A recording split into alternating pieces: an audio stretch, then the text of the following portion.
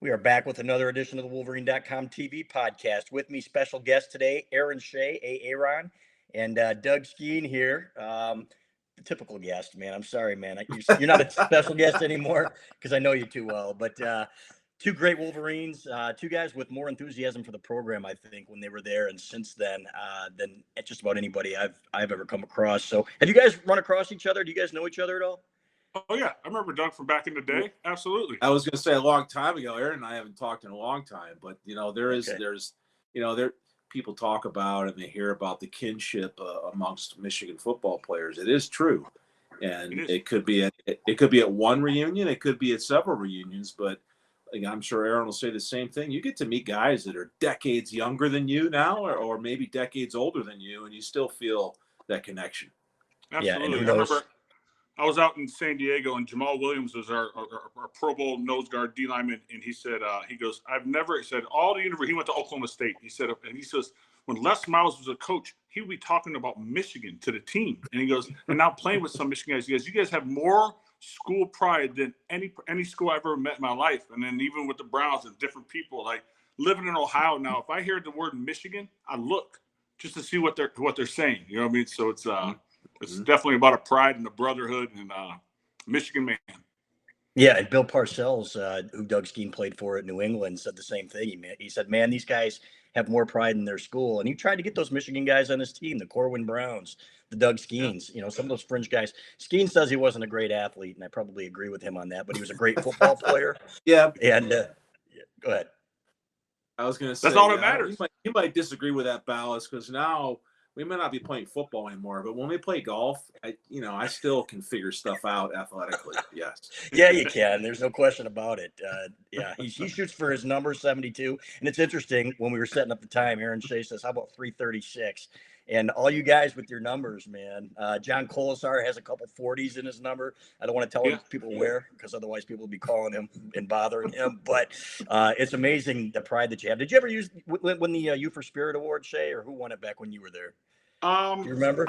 I believe I did win it. I had so many awards I can't remember. No, I'm just kidding. But I remember. I want to believe. I think that was one of them. So very. I love my school pride from Michigan, and then even some of my teammates for the Browns, they're all gone. Down in Florida, they're in Arizona. They're like, Shea, of all people, you're still in that state. And I'm just like, my wife's from here. She's a school teacher, younger siblings. And I'm 2 hours and 15 minutes from Ann Arbor, 6 hours from where I grew up. And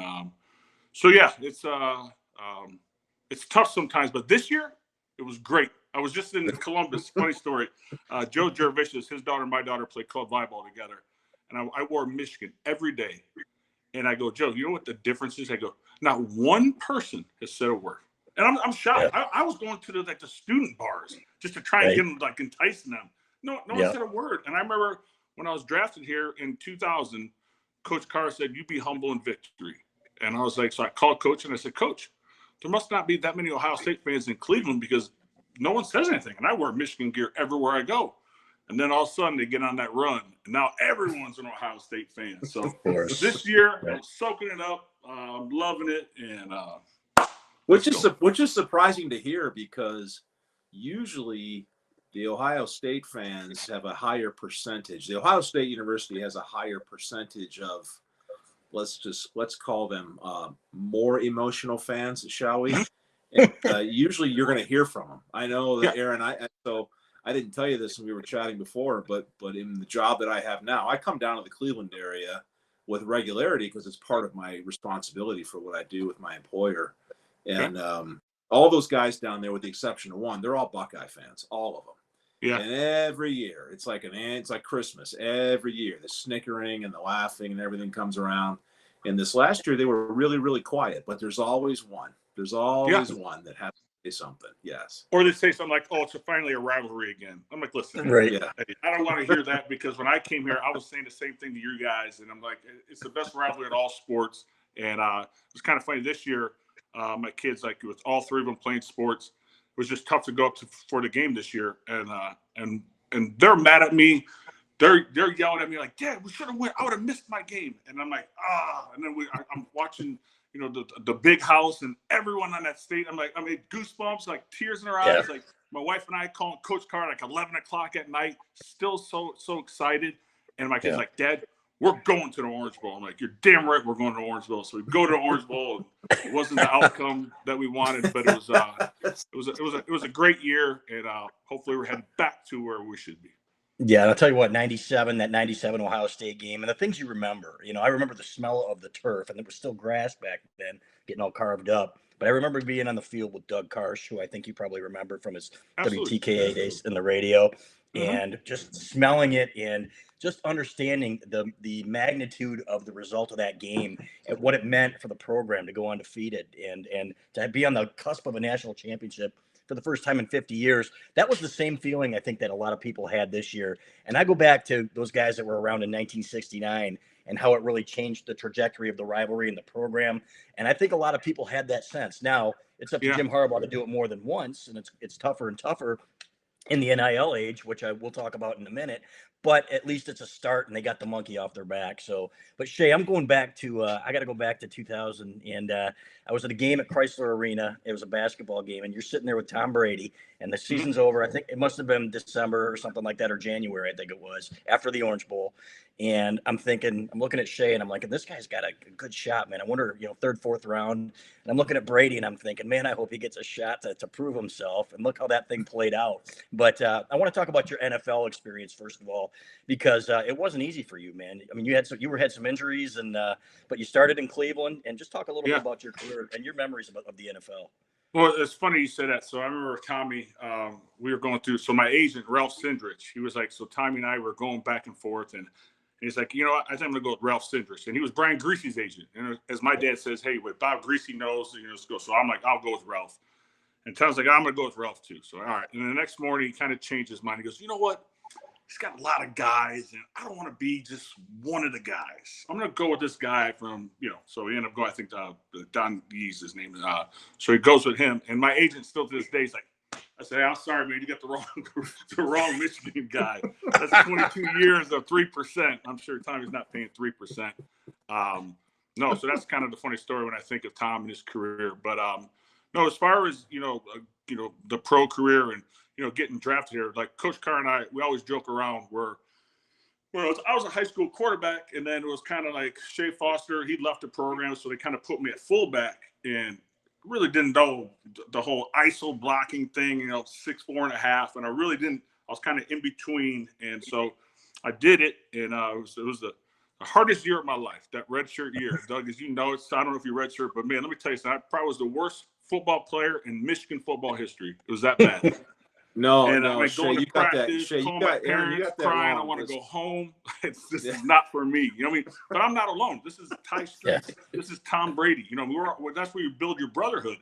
And so I toughed it out, and then they kind of put me back to tight end. And I'm like, okay, I'm better at this. Okay, now I can play a little bit. So I start playing a little bit. And then I remember they go, hey, we're going to do this system like an H-back. I remember Coach Carr said, if you want to catch 40 balls, you want to catch 20 balls. I said, I want to catch 40. I ended up catching 39, so he was one off. There's no lie. But he failed to mention the whole ISO blocking thing. And so, but the thing is, what's crazy is that at Michigan, my love for Michigan, my love for Coach Carr, I'd do anything for him. If he wanted to put me at offensive guard, I'm playing offensive guard for him. You know what I mean? Just whatever you can do to help Michigan win.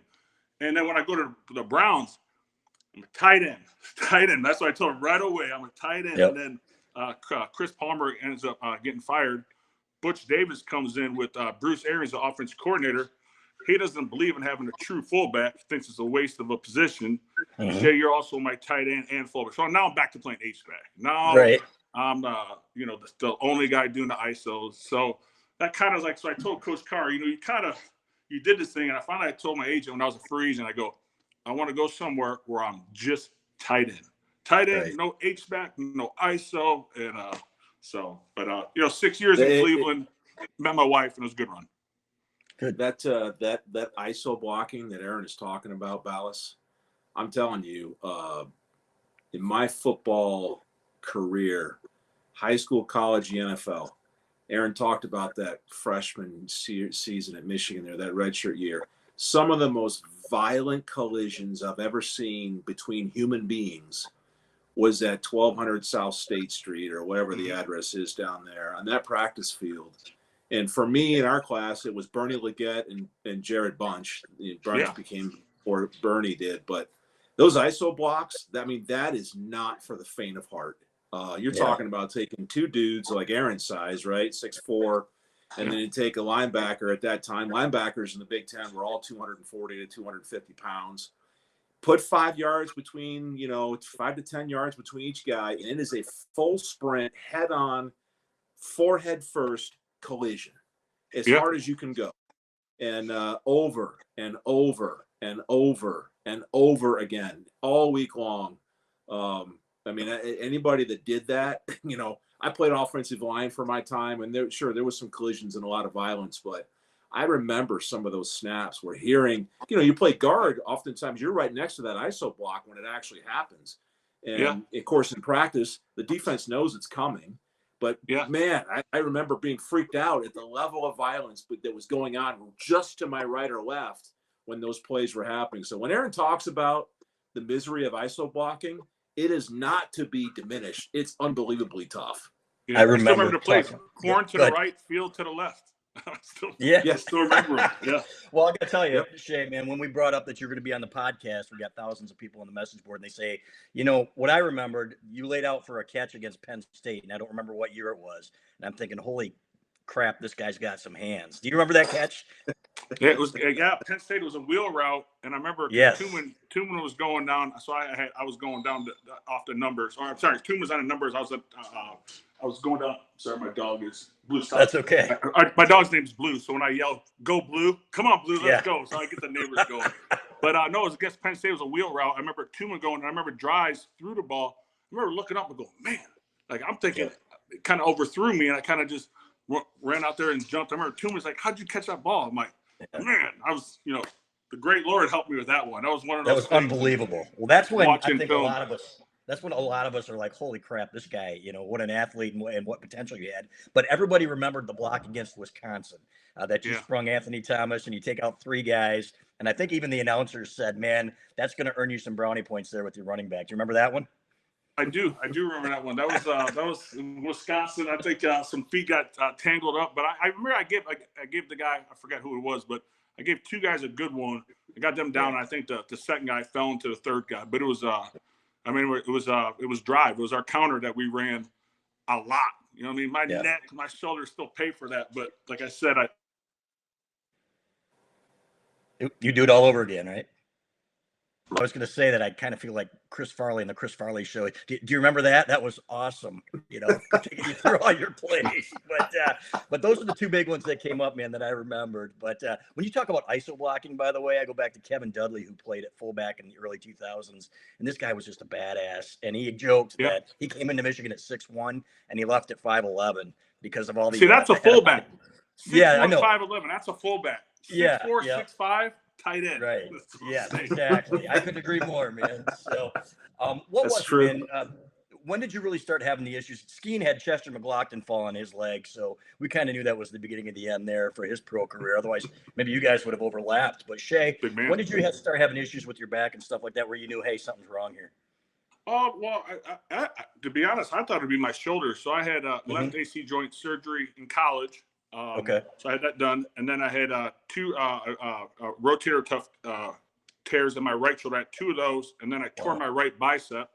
So I always thought it was going to be my shoulders, and then it's actually up in Detroit. Was playing against the Lions, and with the turf field, it kind of got hit, whatever. And but it was my free agent year, so I kind of kept everything quiet. I went to the trainers, but I didn't want to get any red flags, whatever. So I kind of just self-medicated and fought through it. So as a free agent. It was a good thing I did because no one ever did any MRIs on my back, but they did all my shoulders and stuff. So and I remember I was going to so I signed with the Chargers, and Rob Chudzinski was my tight ends coach from Cleveland, and he went out to San Diego. And I remember just like in OTAs, I'm like running routes, and it was always like pushing off my right foot to my left. I was more rounding them. I'm like, and I was 30. I wasn't 40. You know what I mean? And I was like, something ain't right. And I kind of just played it off. I'm like, hey, it's OTAs. I got you. And then it just kind of, the self-medicate wasn't doing it. So then I kind of went to the doctor, and we did the MRIs and the CAT scans. And it was a weird thing. It was like a bone spur in my SI joint, and it kind of hit that sciatic nerve. And I mean, running straight, I could deal with it. It was just, I couldn't. When it goes, it goes, and it before anyone knows this. And I kind of knew, and I was trying to get it fixed like any other bone spur in your shoulders. Shave it off your back. But when it's your spine, and doctors are telling you certain things, and you're seeing some people that you're way better, and teams are still calling you, and you want to play. It was that's definitely a tough year. Tough year. Yeah, and it's tough, man. It never comes to the end like you want it. I think never. except for guys like Tom Brady or Peyton Manning. For the rest of us that played the game, it ends in a way that you don't script it. It's so true, oftentimes it's a thud. There's like that 1% that maybe goes out, and that's maybe even high. That's 0.5%. High. I think that's higher, and it's probably like 0.0001% that get to go out like Peyton Manning did, to hoist a trophy and walk away, or like Tom Brady is, the best ever to play the game and all these other things. But for the rest of us, it's like, this broke, this stretch, this surgery, this happened, and they told me I was just no longer. And I don't want to be Debbie Downer here, but they say that the average life expectancy of guys who played like 4 years in the NFL or more is like 10 years less than a normal guy. So, but we're rooting not for good. You. Yeah. Well, I'll tell you a funny story about Tom Brady. So after Atlanta, like retirement, so I always give Tommy a couple of days, and we do a FaceTime, and so I'm talking with him. Congrats to come back down 23. I'm sitting there, I'm doubting my boy. I'm not gonna lie, my son still reminds me about that, but whatever. And so I go, first time I ever mentioned retirement, I go, you know what? Never said it to you. I said, I think it's time to go out like that, Super Bowl, come back, balled out. And he says, how do you like what you do? And I said, not a big fan, boring. He goes, there's nothing else that I want to do than play quarterback. He goes, trust me, we call each other coach from our Bill Walsh 95 South Quad dorm days. West Quad dorm days. And I'm just like, we're going back. He goes, coach. He's like, no, I still got more left. And I'm like, you know what? And I joke with him, and I send him a text. I go, who the F am I to tell you? And he goes, no. He goes, trust me, I thought of it. Mm-hmm. And I'm just like, what a way to go out. And it was like, you look at Michael Jordan's career, that shot when he hit against Utah, I would have dropped the mic right there and walked away. Him and the Wizards and some of those kids that kind of remember, come on. Like, you know what I mean? So that's what I was thinking. But then, meanwhile, people thought he was chasing Montana, but, he kind of had Jordan in the back of his mind. And I remember in the beginning, like, we were at the Kentucky Derby, and I'm at his table, and Jordan comes up, and he's like, you got my table from last year? I was after one of the Super Bowls, and then Tommy even looks at us, and he's like, isn't that crazy? I'm like, Michael Jordan. And I just met Michael before at a Cavs basketball game with Steve Stricker, was the old basketball trainer. Yep. So I met Mike a little bit, and then you meet Michael Jordan. I'm not in awe in any person, but Michael Jordan, growing up in Illinois, that's the guy. Yep. Yes. So sitting there, and then so Michael comes up to the table. So I just met him, a couple months before, and then so Mike talks. I get up, kind of give him, hey, what's up? Like, all right, Mike, good to see you again. And Tommy kind of looks at me like, good to see you again. I go, I don't know, man. I got nervous. So I tell my kids that story, man. So we always laugh about that. Yeah, which is how, sure, people get around the GOAT now, around Tom Brady. And it's funny because when you guys were back at Signing of the Stars, and I was talking to Doug Carr about this, you're backstage with John Jansen, who we know and love. And he said, Tommy comes in there, and this guy is the best ever. And you guys assumed your roles, and John Jansen starts picking on this guy who is one of the most famous people in the world. Like, he's still his captain, and you guys are going back and forth.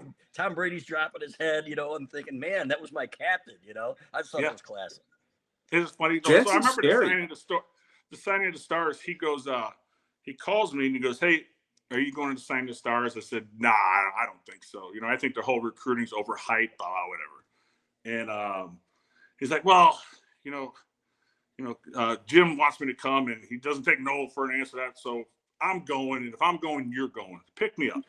Mm-hmm. So I'm like, what time? He's like 6:30, and whatever time it was in the morning. I'm like, I'm not a big morning person anymore if I don't have to be. Right. So like, he's like, because he's my son's godfather. He's like, get Kinsey up and go and pick me up. And I remember Zach from Michigan football, Coach Harbaugh's assistant. He was like, hey, we got a police escort, but he doesn't want it. He just wants you to pick him up. And you know what? He sits in the back with my son, and they're just sitting there telling stories. And I'm like, just the type of guy he is, just awesome man. Yeah, and I was going to say, it's amazing watching him. I think he's the godfather to at least one of your kids. Is that right? Yeah, my son Kinsey. That's another reason we went That's up the there. one. So it was kind of Okay. the Orange Bowl or go see Tommy playing Tampa. And I was thinking Tommy had one more year left because the Right. Tampa came to Cleveland this year, so that this coming year. So I'm like, that would have Yep. been fun. So I'm like, you know what? We'll go see Tommy next year, and we're gonna go watch Michigan. Right. Should have went to Tampa. Should have went to Tampa, man. So, but it is interesting, man, how people they cut people down obviously when they're on top. But you watch him with your kid, and I've seen pictures on Facebook. You and I've kind of traded texts and stuff over the years, and it just what a down to earth guy he is. And I don't think people understand how hard that's got to be in his position, that being as famous as he is. But number two, that he's really kind of the same guy that he was back then, right?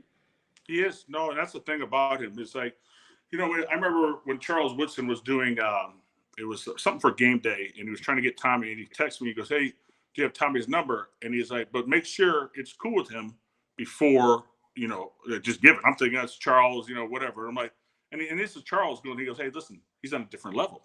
And I try and tell some of my teammates, I'm like, guys, listen, man, I stay good with Tommy because you know what? I don't ask anything from Tommy. You know what I mean? And it's like, and he's that person where like, I remember my son was playing a baseball tournament. He had like a good tournament, whatever. And, you're so proud of your kids, but I'm also hard on my kids, but also very proud. And so he had a really good game. So the next day he sends myself and Kinsey just a FaceTime video. And it was just so cool. And it was just like out of the blue. And it was like, Kinsey. It was like 1 minute. I go, Kinsey, that'd be like Michael Jordan. If I was, at 9 years old, I'm getting a a video message from Michael Jordan and just wanting to know about, what position he's playing. And, and my son's, for a 9-year-old, good pitcher. So it was cool. You know what I mean? So Kinsey goes, but this is what I love about my son. He goes, I say, hey, what did you show your friends? What they think? He goes, Dad, I didn't want to brag and be that guy. So I just didn't show. I go, Kinsey, it's okay. You can show this one. He goes, can I? So he's showing. That's so now. cool. And that's kind of like Tom Brady too, man. You never hear the guy Yep. talk about himself. And a lot of that he learned at Michigan. And one of the things that I always talk about, Skeen, is that when you talk about former captains, to me, that's one of the greatest achievements because two things. Number one, the whole Brady Henson thing, right, that everybody knows about. And I talked to Tom's dad for a feature 15 years ago, and he wouldn't speak for Tom about how all that went down. And I know you guys both have great respect for Lloyd Carr. But number two, to come back to Michigan Stadium, I think it was 3 or 4 years ago, to 100 and something thousand people, and at least half of them, were booing you at times or were rooting for Drew Henson. But to put those shades on and come out there and handle it with the class that he did, Skeen, to me, that's as Michigan captain as it gets, because a lot of those people were rooting for the other guy when those guys were going through that. Yeah, the fans will always have differing opinions, right? And when you win and you go on to do what so many guys like Aaron and Tom Brady and hundreds of others have done in the NFL, you get that respect on the back end. But back to the point about what it means to be a captain at University of Michigan on the football team, that doesn't stop when you leave town. Your pictures do go on the wall in Schembeckler Hall, and those memories and that built-in respect. You shared the story earlier about Jansen back at that signing of the Stars event. That rank and file and chain of command continues forever. When you're a captain, you're captain forever. I still consider Corwin Brown and Chris Hutchinson captains of the '92 team, and Elvis was a captain that year. You carry that forever. And so when I hear stories of guys after us and they're the same as the guys before us, it just goes on and on and on. And it is a big deal, no matter what anybody thinks outside of the building. Those players, and I always say this, Pals, you've heard me say this, it goes for all sports, and Aaron's kids would agree. The players always know who the players are, and they know where the rank and file is. They know who the great ones are. They know who the average ones are. They know who the scrappy ones are. They know who the ones that aren't all that athletic, but they're just as important to the team as anybody else. The players always know, and that's why it means so much to be voted captain. Yep. And Skeen and I were in school at the same time, Shay. And the reason I remember Skeen was because he was always trying to be the first one down when Desmond Howard scored a touchdown to get the cheap press on TV. Well, that's Looking what at me TV, every I'm with you. Hey, or hey, Rob that's one thing at Doherty or Michigan, though. We always Trezell. talked about, hey, when one scores, we all score. You know what I mean? Exactly. That was like one thing that was different when I went to the pros. It's like you scored sometimes, you spiked the ball, you went on your way. Like when you scored at Michigan, whoever it was, I mean, it was an enthusiasm, big time. Hey, well, Aaron, did you guys practice that? I remember vividly. We had to practice how to act when we scored, which means all 11 of us had better get in that end zone and show that we're excited. Yes. I think you're right. You know what I mean? It's like, at Michigan, everything was tradition. You know what I mean? We're like, however Bo did and Mo did, Coach Carr, when you put their own little things in. But it was, when you went back, I remember a great story. So Tim Couch was our quarterback. He went to Kentucky, and I was #1 overall pick. And I go, hey, let's go up to Ann Arbor, and let's go watch spring ball. So we had nothing going, so we're bored. So we go up. And Couch is looking at me and going, and he's like, he's looking around. He goes, what are they doing? And I said, rain, blood, shit, or mud, we go outside. And he's going, what? It's snowing and sleet. And he's like, if it rains in Kentucky, we don't go outside. And he's like, you guys are going full line and spring ball? I'm like, that's how it is. So now when I was with the Browns, like NFL practices were easier. It really was. It was like, so like, and then Doug, as you know it, like sometimes the practices were harder than the games. Yeah, and I don't know if that's the case anymore. Oftentimes. Yes. Yeah, and that's all the guys that played for Bo, and everybody talks about that. I don't think that's the case anymore. A lot of guys, they're trying to protect them for game days and everything else. But Shay, when was the first time that you really kind of became a Michigan fan and knew that that's where you wanted to go? Were you watching Doug Skeen's teams and the Desmond Howards and stuff like that in the early 90s? I'll be honest, I was watching before. So I grew up in Ottawa, Illinois, and my grandma and grandpa, they had season tickets to Illinois. So my mom's sister went to the University of Illinois, so we went down to games. And my grandpa was like, well, his last name Kincheski, so his nickname was Kinsey, so I named my son after him. So that was like my guy. So we went down, and I remember him saying, "This damn Michigan and this damn Bo Schembechler out there, and I said, Papa, why don't we like Michigan? He said, we never beat Michigan. And I kind of look, and I see these uniforms run out, and I was so quiet. So I was an Illinois fan, and I see Michigan run out, and I see these beautiful uniforms. It kind of hit me. I was like, I kept it quiet. I like Michigan. Yeah. And then when I kind of got older, and then started getting recruited, and I just remember the coaches saying, like, hey, listen, we come to Illinois not every year. I mean, you can go to Illinois, you can be like some of these guys and go to Illinois, go this, but I mean, you want to go to some of the schools like Michigan and stuff. And I remember Tice Reese, I think he got the same exact recruiting speech that I got, but it worked. Right. It worked. It's funny though, and Illinois guys still thinks it's cute. They still think Michigan's a rival, and you go down there and they hate your guts. They hate Michigan's guts down there. Yeah. No, and I don't get when I committed to, my dad's a dry cleaner, but when I committed to Michigan, there was like some guy put Illinois bumper stickers. Some people stopped going to my dad's store, and I'm like, well, it's like Michigan, Ohio State, Michigan, Sparty, and then we got Notre Dame. I'm like, Illinois? I'm like, I look at Illinois like growing up, Illinois, Indiana. But I think sometimes when Michigan comes to town, it's everyone's, number one.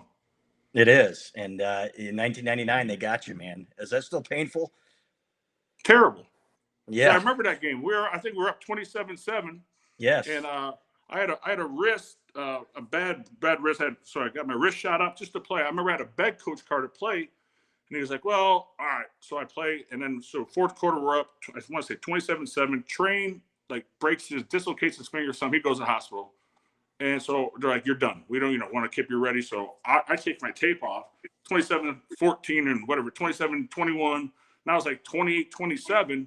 We go down and but we are so comfortable in that huddle. We knew we were going to, okay, we got it. Whatever time was left, we're talking, no problem. No one flinched. We practice this. We got it. We go down, boom, boom, boom. And my roommate, which I love him, Captain Steve Fraser, snapped it a little high. And now, next thing you know, it's fourth and pack a lunch, and we're throwing a Hail Mary. You know what I mean? So, but I think the one thing Coach Carr still remembers is, we get coached, but he coached himself. As far as that, we shouldn't have been in shotgun. We should have ran that ball and kicked the field goal. You know what I mean? So you look back at, but just growing up in Illinois, that's probably the worst loss, probably the second loss. I lost to Ohio State one time. That was one too many. and then losing to Illinois would probably be my second worst loss, and then third would probably be losing at Michigan State when, the whole game was a shootout. I think it was 34-31, and we were coming back, but we just ran out of time. And no disrespect to Drew Henson, but I think if Tommy plays that whole game, you guys win. We've talked about that a lot. Skeen actually had a game with Illinois where it was, I think, 22-22 and 10 fumbles or something like that. And Peter Lezovich was the hero just for tying that game. And it's crazy because you guys clinched the Rose Bowl, and I think you clinched the Big Ten, but you're sitting there with a tie because there were no tiebreakers back when Doug Skeen played. There were also peach baskets when they were playing basketball. 9 fumbles? We had I can't imagine practice. 462 yards of rushing in that game. We fumbled the ball 8 times and lost 4 of them, and still rushed the ball for, just shy of 500 yards. But that was the game. I thought Steve Everett was going to kill somebody on the sidelines the next time the ball went on the ground. As an offensive line, Steve kind of spoke for us. But I remember we come off the field, get another 50, 60 yards on the ground and turn the ball over again, no points. And I legitimately thought Steve was going to harm somebody on the sideline that day. I think Steve speaks for all of us still, Doug. Yeah, Everett's crazy. I can't wait to get him on the podcast, and we're gonna have. I'll tell you, it's great. So a great story about Steve Everett. So he played with in the Browns. So I come in, and Orlando Brown, we called him Zeus, who passed away, rest in peace, was just one of the massive men you've ever met in your life. And so I get in a fight with like a D lineman like the first week, and I have a good practice and kind of held my own against this D lineman. And Zeus looks at me. Now, he doesn't talk to rookies. He looks at me and goes, Shea, I like how you play. So I kind of look at the couch, and I'm like, thanks, man, thanks. But I'm like, but my name's, I didn't say it, but I'm like, so I go to Tim. I go, Couch. I go, do I tell my name Shea? He goes, no, man, let it go. No. And it was Shea. The whole rookie year. You were Shea for the rest of your career. That's just classic. I want to ask you, Aaron, about Lloyd and your relationship with him, because it was always solid. I have more respect for Lloyd Carr than just about anybody in the profession. The best. And just what he did for Michigan. I don't think he gets the respect he deserves. And it's funny because everybody said, well, once we blow this thing up and, we get somebody in here like Rich Rodriguez or something like that, we're not going to be stale anymore and everything. And I said, folks, be careful what you wish for, but just give me some of your memories about him and what he accomplished here. Well, I love him. I mean, he is my favorite coach of all time. I mean, I text Coach Carr once a week, talk to him once every couple of weeks, still to this day. And his grandson's a boss right now, like getting recruited by all these schools. Yeah. So we talk about with my daughter that she got a full ride to North Carolina for volleyball. So we started talking about different schools and the recruiting process. So he's just like a father figure where I still bring stuff back because, my daughter was going through the recruiting process and it was like, all right, this school. But I told Cadence I wasn't going to call any schools. This was all her. You know what I mean? Like you want to go wherever you want to go. But Coach Carr's asked me, have you talked to Michigan? I'm like, Coach, no. I mean, he's like, no, I get it. You know what I mean? You want to go where you want it. And it's all good. I mean, we were talking to a lot of great schools, but she ended up, falling in love with Chapel Hill. And it's, we're going on a recruiting trip this weekend. So it's a lot of fun. But Coach Carr always, was asking about Cadence. And he just texted me the other day about, my son, Kinsey, and in Ireland. And he's just one of those guys. And to think that I used to think he almost hated me at times. Because, we had that incident with our dorm room in South Quad where it accidentally burnt down with an accidental keg of beer in there. I wasn't going to bring it up, man. Happened. I was trying to protect you, buddy. But but listen, and it was one of those things that, we talk about it now, and it's like, as he said, it's like almost brought the team closer together because it was 6 a.m. And I remember it was like I had to do 30 days. Fraser had to do 60 days. And it was just like, a senior every year, but we kind of started, we really bonded together, and it was the crazy thing was about the story was, and I told Coach, I go, I wasn't really even at the party. I came home, showered for a little bit, maybe sipped a little, had 2 beers, and I left. No, this is no joke. And now the truth is, so then Coach Carr's asking, I want to know every player on the team. You tell me who's there. I said, Coach, it was just our hallway. No other players live in the hallway. That's it. It was just progressive. And then 5 years after, I remember I'm coming up for a golf tournament, whatever. And he said, "Okay, Coach." And he says, "Hey, Shea, who was at that party?" And I said, "Coach, every guy in that team was at that party." He goes, I knew it. But we got a lot of let's say the lunches were bought for us by former teammates. Like, oh, do you want to tell Coach Carr, Steve Hutchinson, that you were there? You know what I mean? So Right. it was, but a lot of fun. It's Classic. just everything he's done. Like as far as he was always honest with you. You know what I mean? Where Yeah. it was no lies. It wasn't like going behind your back and telling you like, hey, this is this is H-back. I believe you can do this. I see this, or you got to straighten out here. Get your butt in class. And that was one of those things that he preached education and being a better person than a player. And but just the history that he brought to Michigan and talk about Doug and the expectation is for the position and who wore your number. I want you to look back and who wore your number and bringing in the band about how to sing the victors the right way. And as a freshman, you're sitting there going, I'm sing the victors. But then the Right. appreciation you have for the band and just Yeah. everything. It was like, I'm not saying this, but when you're a high school kid, you almost kind of play for yourself. You know what I mean? We're just like, I'm about me. And then, Bo, it's team. And it just kind of trickled So, down. Aaron, I got to ask, Aaron, your perspective on the way you see does that same thing, you get the feeling that same thing happens now? Is the same thing happening beyond Michigan? The culture of college football now, I got to tell you, I'm concerned about it. I'm concerned because the rules are different, obviously, the NIL, the transfer portal, everything else. But my fear is that the experience that I had, the experience that you had, my stories sound a lot like your stories. My experience sounds a lot like yours. And for decades before us, the stories are very, very similar. And I worry now that this generation of Michigan players, do they have the same stories? Do they have the same heartfelt desire for what that program did for them as you and I do? I sure hope so. But with today's rules, I'm not so sure. Doug, I think you're 100% right. And I think it's kind of sad. I think Branstetter kind of brought it up too, where, we sit there, it was like, even with my daughter, where she's at the grad transfer, it's like, they get this one girl from Notre Dame that's a boss player, and they get this other girl grad transfer. And I'm like, hey, Cadence, wherever you go, you're going to have competition. But it's like, but Doug, if I had the opportunity, like my freshman year, if I could leave and go play for another program, I probably would have been gone with my mindset as an 18-year-old. But you tough it out. But it was like I was saying earlier, it was like, myself, Ty Streets, Tom Brady, multiple guys that we would sit there that, it was tough. But then you look back at it, and that seems like even Tom will talk about, like as far as the, what made him today. It's like those hard times. And I remember Tom, we had apartments right above each other, and he'd be like, come on, man, let's go. I'm like, where do you want to go? He's like, let's go throw a little bit. And I soon learned I'm going to drive myself, because Tom would then go to the film room and then go watch a lot of film. And as a tight end, I prided myself when I watched film, but I didn't need to watch as much film as he needed to watch. A couple of times I would sit there and I'm like, I'm going to walk myself home. And we weren't that far, but sometimes those Ann Arbor winters. But it just shows the mindset he has and the work ethic. But I am worried about that because, now you get, you hear about schools like Texas A&M where you're getting $1 million if you're a 5-star. I don't see Michigan, competing in that. Just because of higher academic standard. But I will say this to Michigan. We need to be real with ourselves. If we want to be who we think we are, with the winningest program in college football, we got to adapt to the situation.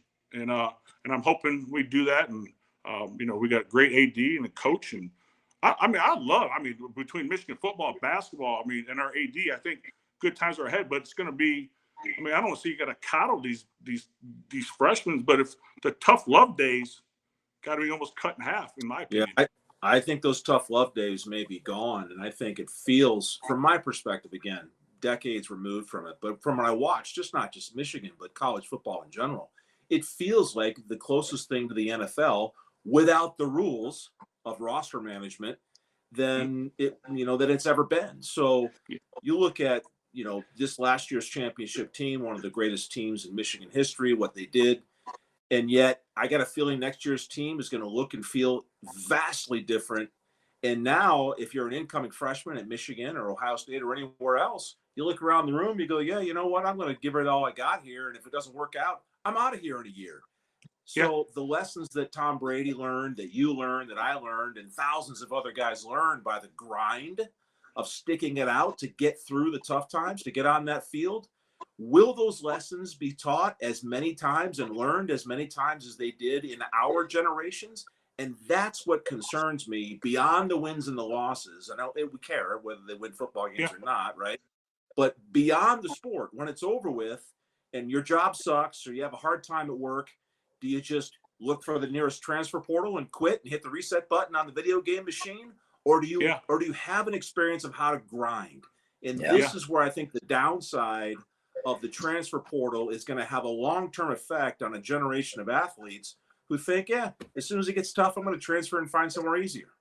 Right. And then the guy gets to the pros and he doesn't know which school to mention, right? When he's being introduced on Monday Night Football. But with you two guys, you were both featured in Where Are They Now? Is in the Wolverine magazine, probably the highlights of both of your careers, I understand. But when we were talking on the phone, Skeet, look at Skeet. But when we were talking on the phone, it was like a conversation of an hour and a half because the stories and what I remembered and what you guys remembered about it, you don't want to stop talking about it.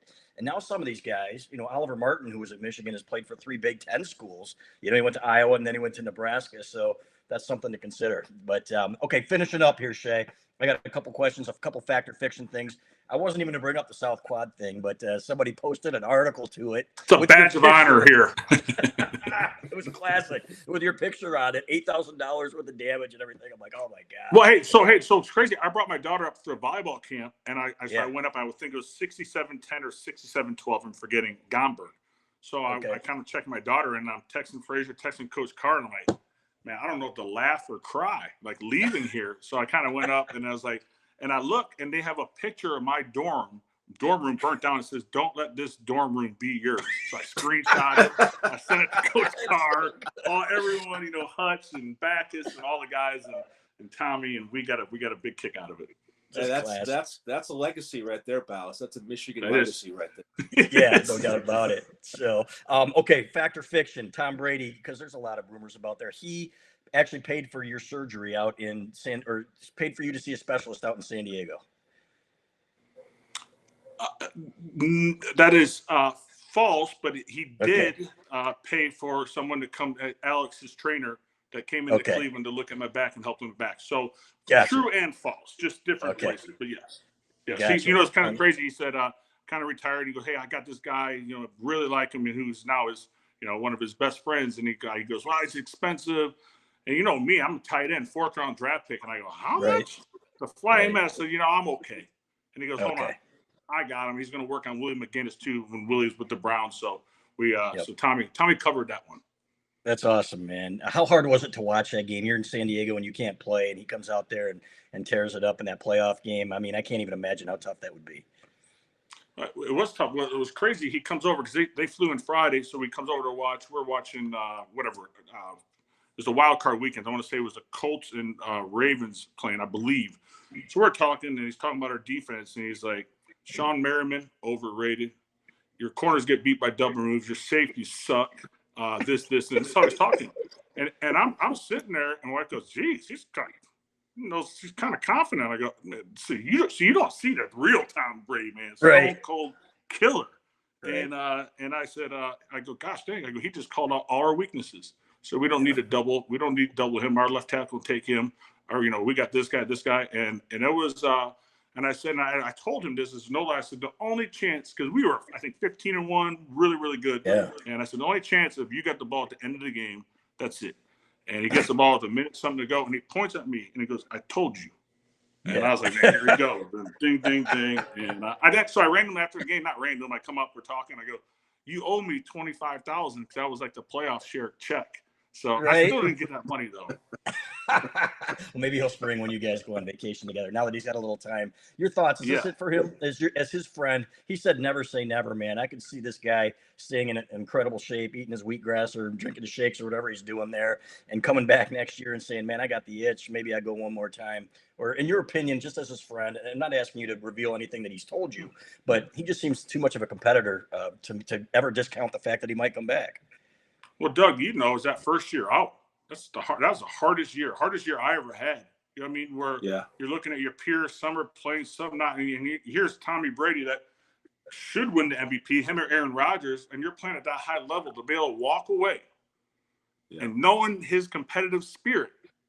I like when I saw it, I go, I don't know, because he's never mentioned retirement. You know, we talked retirement one time. That was it. You know, he's going to do it when he wants to do it. And then for him to do it, I was like, I don't know. So I sent him a nice text, kind of not asking if he's retiring, but whatever, proud of you, this and that, whatever. Basically, I was just saying the mental and physical, not just the physical toughness, it's the mental toughness to wake up, that grind every morning, to wake up when your beautiful wife's sleeping, your kids are sleeping, to get up there and do that grind.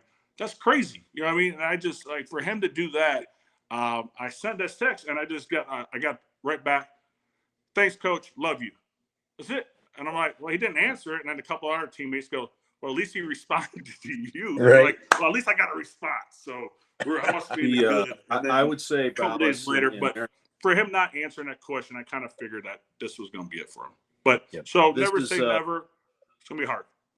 Yeah, this will be, you know, it's weird to hear people say this, right? Or hear people, it'll be weird for me to have people hear me say this.